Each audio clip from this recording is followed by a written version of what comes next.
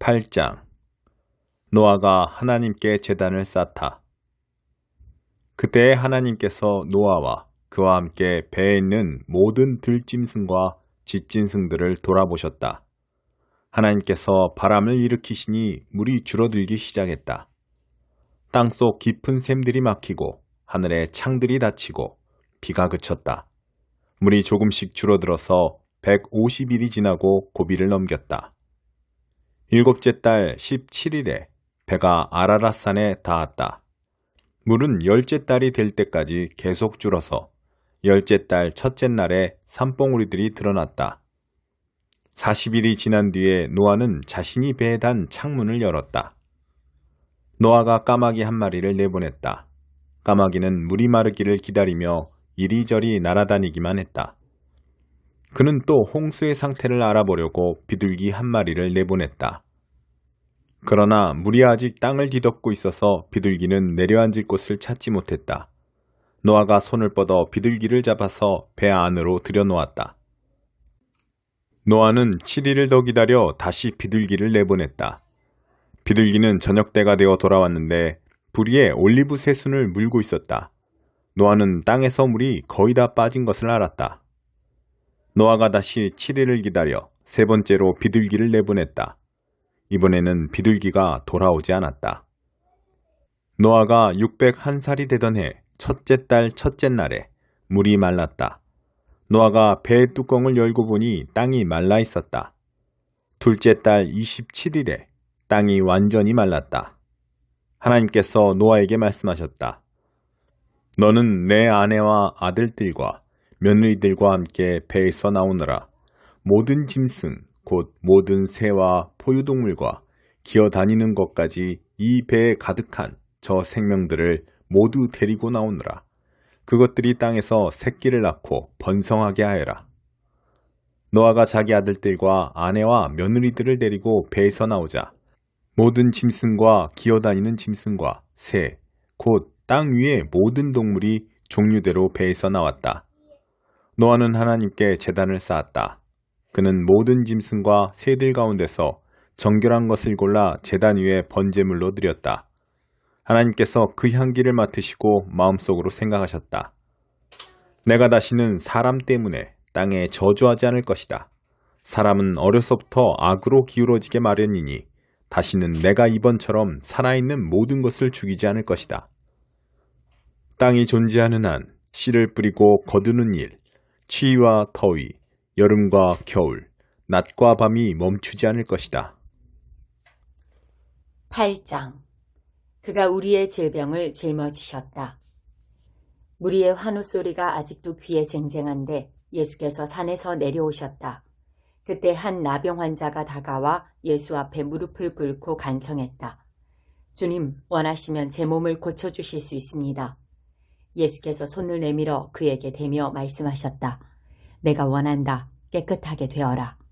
그러자 그 즉시 나병의 모든 증상이 깨끗이 사라졌다. 예수께서 말씀하셨다. 온 동네에 말하고 다니지 마라. 하나님께 합당한 감사의 표시를 가지고 제사장에게 가서 너의 나은 몸을 조용히 보여라. 네 말이 아니라 깨끗해져서 감사하는 너의 삶이 내가 한 일을 증거할 것이다. 예수께서 가버나움 마을에 들어가시자 로마군 지휘관 하나가 당황한 표정으로 다가와 말했다.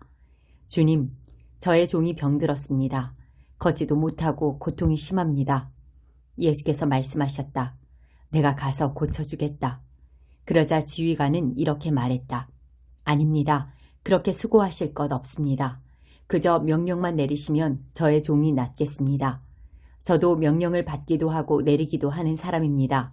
제가 한 병사에게 가라고 하면 가고 다른 병사에게 오라고 하면 옵니다.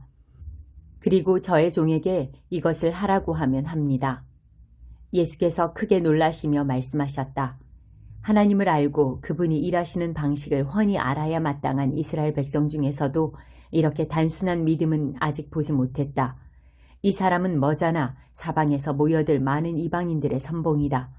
그들은 동쪽에서 흘러들고 서쪽에서 쏟아져 들어와 아브라함, 이삭, 야곱과 함께 하나님 나라의 잔치상에 앉을 것이다. 믿음 안에서 자랐으나 믿음이 없는 사람들은 무시당하고 은혜에서 소외된 자들이 되어 이게 어찌 된 일인지 의아해할 것이다. 예수께서 지휘관을 보시며 말씀하셨다. 가거라. 네가 믿은 그대로 되었다. 그 순간에 그의 종이 나았다. 일행은 베드로의 집 앞에 와 있었다. 예수께서 그 집에 들어가시니 베드로의 장모가 몸져 누웠는데 열이 불덩이 같았다. 예수께서 그녀의 손을 만지자 열이 떨어졌다. 그녀는 곧 기운을 차리고 일어나 그분을 위해 저녁을 준비했다. 그날 저녁 사람들이 귀신 들려 괴로워하는 많은 사람들을 예수께 데려왔다. 예수께서는 마음에 고통당하는 사람들을 구해주셨고 몸이 아픈 사람들을 고쳐주셨다. 예수께서 이사야의 유명한 설교를 성취하신 것이다. 그가 우리의 아픔을 당하셨고 우리의 질병을 짊어지셨다.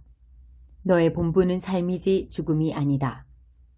예수께서 호기심에 찬 무리가 점점 늘어나는 것을 보시고 제자들에게 그곳을 벗어나 호수 건너편으로 가자고 말씀하셨다. 그들이 떠나려는데 한 종교학자가 자기도 함께 가도 되는지 물었다.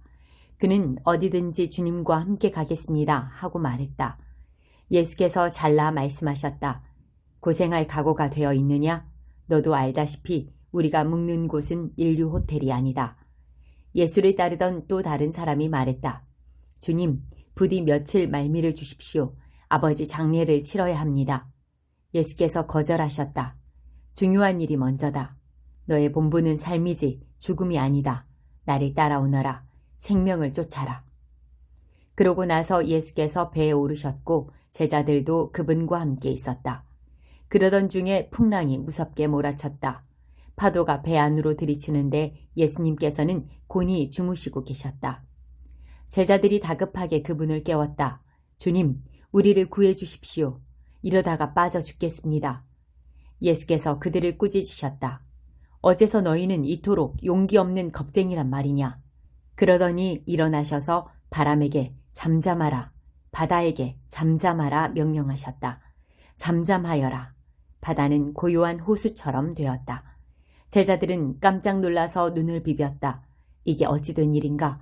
바람과 바다가 그분의 명령에 복종하다니. 귀신 들린 두 사람. 가다라 지방에 내린 일행은 미친 사람 둘과 마주쳤다. 그들은 묘지에서 나왔는데 두 사람 모두 귀신의 피해자였다. 그들이 너무 오랫동안 그 지역을 공포에 몰아넣었던 터라 그 길로 다니는 것을 모두가 위험하게 생각했다. 그들이 예수를 보더니 소리질렀다. 무슨 일로 우리를 힘들게 합니까? 당신은 하나님의 아들입니다. 당신은 아직 여기에 올 때가 아닙니다. 저만치 멀리서 돼지떼가 땅을 파헤치며 먹을 것을 찾고 있었다. 악한 귀신들이 예수께 예걸했다. 우리를 이 사람들한테서 내쫓으시려거든 돼지들 속에 들어가 살게 해주십시오. 예수께서 말씀하셨다. 좋다. 여기서 나가거라. 그러자 돼지들이 미쳐서 우르르 벼랑으로 몰려가더니 바다에 빠져 죽었다. 돼지를 치던 사람들이 혼비백산하여 달아났다. 그들은 미친 사람들과 돼지떼에게 벌어진 일을 마을 사람 모두에게 말했다. 그 이야기를 들은 사람들은 돼지떼가 익사한 것에 화가 났다. 그들은 무리지어 와서는 예수께 그곳을 떠나 다시는 오지 말라고 당부했다. 8장. 아닥사스다 왕이 다스릴 때 바빌론에서 나와 함께 떠나기로 하고 등록한 사람과 각 가문의 우두머리들은 이러하다. 비느하스 가문에서 게르솜, 이다말 가문에서 다니엘, 다윗 가문에서 핫두스, 스가냐 가문, 바로스 가문에서 스가랴와 그와 함께 지원한 남자 150명, 반모압 가문에서 스라이아의 아들 엘여호에네와 그와 함께 지원한 남자 200명, 사뚜 가문에서 야시엘의 아들 스가냐와 그와 함께 지원한 남자 300명, 아딘 가문에서 요나단의 아들 에벳과 그와 함께 지원한 남자 50명, 엘람 가문에서 아달리아의 아들 여사야와 그와 함께 지원한 남자 70명, 스바다 가문에서 미가엘의 아들 스바데아와 그와 함께 지원한 남자 80명, 요압 가문에서 여이엘의 아들 오바데아와 그와 함께 지원한 남자 218명, 바니 가문에서 요시비아의 아들 슬로밋과 그와 함께 지원한 남자 160명, 베베 가문에서 베베의 아들 스가랴와 그와 함께 지원한 남자 28명, 아스갓 가문에서 학가단의 아들 요하난과 그와 함께 지원한 남자 110명, 아도니감 가문에서 남은 자들 모두의 이름은 엘리벨렛과 여우엘과 스마야와 그와 함께 지원한 남자 60명, 비구의 가문에서 우대와 삭굴과 그와 함께 지원한 남자 70명. 나는 아하와로 흐르는 운하에 그들을 불러 모았다. 사흘 동안 거기에 머물면서 그들을 조사해보니 모두 일반 백성과 제사장들이고 레위인은 하나도 없었다. 그래서 나는 사람을 보내어 지도자인 엘리에셀, 아리엘, 스마야, 엘라단, 야립, 엘라단, 나단, 스가랴, 무슬람과 교사인 요야립, 엘라단을 불러왔다. 그리고 그들을 가시베아의 지방의 지도자 id도에게 보내며 그와 그의 친족들에게 전할 말을 일러주었다. 우리에게 하나님의 성전에서 섬길 사람을 보내주시오. 우리 하나님의 너그러우신 손이 우리를 도우셨고 그들은 이스라엘의 손자여 네위의 아들인 말리 가문 출신의 지혜로운 사람 하나를 데려왔다. 그의 이름은 세레베아였다. 그는 아들과 형제들까지 모두 18명을 데려왔다. 지도자들은 또 하사베아와 무라리 가문의 여사야를 데려왔는데 형제와 아들들까지 모두 20명이었다. 성전 일꾼 220명도 따라왔다. 그들은 다윗과 대신들이 레위인들의 일을 돕도록 임명했던 성전 일꾼들의 후손들이었다. 그들의 이름이 모두 등록되었다. 나는 그곳 아하와 운하 옆에서 금식을 선포했다. 우리 하나님 앞에서 자신을 낮추고 앞으로 펼쳐질 여정에서 우리 모든 인원과 소유물을 지혜롭게 인도해 주시기를 구하는 금식이었다. 나는 왕에게 도적대들의 공격에 대비해 우리를 보호해 줄 경호기병대를 청하기가 부끄러웠다. 떠나오기 직전에 왕에게 한 말이 있었기 때문이다. 우리 하나님은 그분을 구하는 모든 사람을 사랑으로 보살펴 주시지만 그분을 떠나는 자에게는 질색하며 등을 돌리십니다. 그래서 우리는 이런 문제들을 가지고 금식하며 기도했다. 그러자 하나님께서는 우리의 기도를 들어주셨다. 그러고 나서 나는 지도자급 제사장 12를 뽑았다. 세레바와 하사베아와 그들의 형제 10명이었다. 나는 왕과 보좌관들과 온 이스라엘 백성이 우리 하나님의 성전을 위해 바친 은, 금그릇, 예물의 무게를 달아 그들에게 주었다. 은 25톤, 금 3.75톤 가치의 은접시 100개, 무게 8.4kg의 금대접 20개, 금값에 맞먹는 선홍색 구립그릇 2개. 나는 그들에게 말했다. 그대들은 하나님 앞에서 거룩하며 이 그릇들도 거룩하오. 여기에 있는 은과 금은 사람들이 그대들의 조상의 하나님께 바친 자원예물이요. 예루살렘에 있는 우리 하나님의 성전에서 담당 제사장과 레위인과 각 가문의 우두머리들에게 무게를 달아 넘길 때까지 이것들을 목숨 걸고 잘 보살피시오. 제사장과 레위인들은 무게를 달아 받은 것들을 모두 맡아서 우리 하나님의 성전 예루살렘에 가지고 갈 채비를 갖추었다. 우리는 첫째 달 12일에 아와 운하를 떠나 예루살렘으로 향하는 길에 올랐다. 하나님께서 가는 길 내내 우리와 함께 하시며 도적대와 노상강도들로부터 안전하게 지켜주셨다. 우리는 예루살렘에 도착하여 거기서 사흘 동안 기다렸다. 나흘째 되는 날에 하나님의 성전에서 은과 금과 그릇들의 무게를 달아 제사장 우리아의 아들 무레못에게 넘겼다. 비느하스의 아들 엘르아살이 그와 함께 있었고 레위인 예수아의 아들 요사밧과 빈누이의 아들 노아랴도 있었다. 그들은 모두 기물의 수를 세고 무게를 달아 총계를 기록했다. 포로로 잡혀갔다가 이제서야 돌아온 사람들은 도착하여 이스라엘의 하나님께 번제를 드렸다. 온 이스라엘을 나타내는 황소 12마리, 순양 96마리, 어린 양 77마리, 속죄제물로 순염소 12마리, 이것들을 모두 번제물로 하나님께 바쳤다. 그들은 또 유프라테스 건너편 땅을 관할하는 지방 행정관들에게 왕의 명령을 전했다. 그러자 그들도 돌아온 백성과 하나님의 성전을 지원했다. 8장 마술사 시몬. 이 일을 계기로 예루살렘 교회에 무서운 박해가 시작되었다. 믿는 사람들이 모두 유대와 사마리아 전역으로 흩어졌다. 사도들만 빼고는 전부 흩어졌다. 선하고 용감한 사람들이 스데반을 묻고 엄숙하게 장례를 치러주었다. 그날 많은 이들의 눈에 눈물이 마르지 않았다. 몹시 사나워진 사울은 교회를 초토화했다. 그는 집집마다 들어가서 남녀 할 것 없이 모조리 끌어다가 감옥에 넣었다. 본거지를 떠날 수밖에 없게 되자 예수를 따르는 모든 이들은 선교사가 되었다. 어디로 흩어지든지 그들은 예수에 대한 메시지를 전했다. 빌립은 사마리아의 한 성에 내려가 메시아에 대한 메시지를 선포했다. 사람들은 그가 하는 말을 듣고 기적을 보았다. 하나님께서 행하시는 확실한 표적을 보고서 그들은 그의 말을 한마디도 놓치지 않았다. 일어서지도 걷지도 못하던 많은 사람들이 그날 고침을 받았다. 악한 귀신들이 쫓겨나면서 큰 소리로 대들었다. 그 성에 큰 기쁨이 있었다. 빌립이 오기 전에 시몬이라는 사람이 그 성에서 마술을 행했다. 그는 유명한 인물처럼 행세하며 마술로 모든 사마리아 사람들을 현혹했다. 어린아이부터 노인까지 모두가 그의 말에 복종했다. 모든 사람이 그에게 초능력이 있는 줄 알고 그를 위대한 마술사로 불렀다.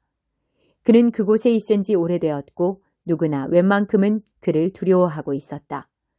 그러나 빌립이 그 마을에 와서 하나님 나라의 소식을 전하고 예수 그리스도의 이름을 선포하자 사람들은 시몬을 잊어버리고 곳곳에서 세례를 받고 믿는 사람이 되었다. 시몬도 믿고 세례를 받았다. 그 순간부터 그는 빌립을 그림자처럼 쫓아다녔다. 하나님의 모든 표적과 기적에 매료되어 그는 도무지 빌립의 곁을 떠나려 하지 않았다. 예루살렘에 있는 사도들이 사마리아 사람들이 하나님의 메시지를 받아들였다는 보고를 듣고 베드로와 요한을 보내 그들이 성령을 받도록 기도하게 했다. 그때까지 그들은 주 예수의 이름으로 세례만 받았을 뿐 아직 성령께서 그들에게 오시지 않았다. 그때 사도들이 그들에게 안수하자 그들도 성령을 받았다. 시몬은 사도들이 안수만으로 성령을 받게 하는 것을 보고는 흥분하여 돈을 꺼내며 말했다. 당신들의 비밀을 내게 파십시오. 어떻게 했는지 알려주십시오. 얼마면 되겠습니까?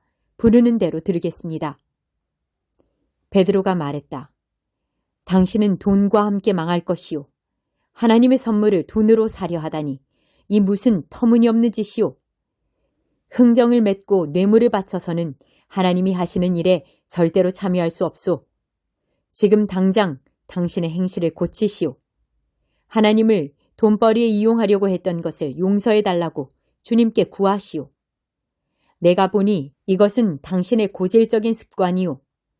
당신한테서 돈을 탐하는 냄새가 진동하오. 시몬이 말했다. 오, 나를 위해 기도해 주십시오. 그런 일이 되게 절대 일어나지 않도록 주님께 기도해 주십시오. 그 말을 끝으로 두 사도는 길을 떠나 하나님의 구원 메시지를 계속해서 증거하고 널리 알렸다. 예루살렘으로 돌아가는 길에도 지나는 사마리아의 마을마다 메시지를 전했다. 에티오피아 내시. 그 후에 하나님의 천사가 빌립에게 말했다. 오늘 정오에 예루살렘에서 가사로 내려가는 광야 길로 걸어가거라. 그는 서둘러 움직였다. 그는 길을 가던 에티오피아 내시를 만났다. 그 내시는 에티오피아 여왕 간다게의 제무 대신으로 예루살렘으로 순례를 왔다가 에티오피아로 돌아가는 길이었다. 그는 마차를 타고 가며 예언자 이사야의 글을 읽고 있었다. 성령께서 빌립에게 말씀하셨다. 마차에 올라타거라. 빌립은 옆으로 달려가 내시가 이사야서를 읽는 소리를 듣고 이렇게 물었다. 읽는 것이 이해가 됩니까? 내시가 대답했다. 도와주는 사람이 없는데 어찌 이해가 되겠습니까? 그러고는 마차 안으로 빌립을 청했다. 그가 읽고 있던 구절은 다음과 같았다. 도살당하러 끌려가는 양처럼 털 깎이는 어린 양처럼 잠잠히 그는 아무 말이 없었다. 공정한 재판도 없이 조롱과 멸시를 당했다. 그가 이 땅에서 격리되었으니 이제 누가 그를 자기 백성으로 여기겠는가? 내시가 말했다. 말해주시오. 예언자가 지금 누구 이야기를 하는 것입니까? 그 자신입니까? 아니면 다른 사람입니까? 빌립은 그 기회를 놓치지 않고 그 구절을 본문 삼아 내시에게 예수를 전했다. 계속해서 길을 가다가 그들은 냇가에 이르렀다. 내시가 말했다. 여기 물이 있습니다. 내가 세례를 받지 못할 까닭이 무엇이겠습니까? 그는 마차를 멈추게 했다. 두 사람은 물로 내려갔고 빌립은 그 자리에서 그에게 세례를 주었다. 그들이 물에서 올라올 때 하나님의 영이 갑자기 빌립을 데려가셨다. 그 후로 내시는 빌립을 보지 못했다. 그러나 그는 개의치 않았다. 그는 애초에 얻으려던 것을 얻었고 더없이 행복한 마음으로 길을 갈 수 있었다. 빌립은 아소도에 나타나 북쪽으로 계속 올라가면서 그 길을 따라 있는 모든 마을에 메시지를 전했다. 그는 마침내 가이사랴에 도착했다.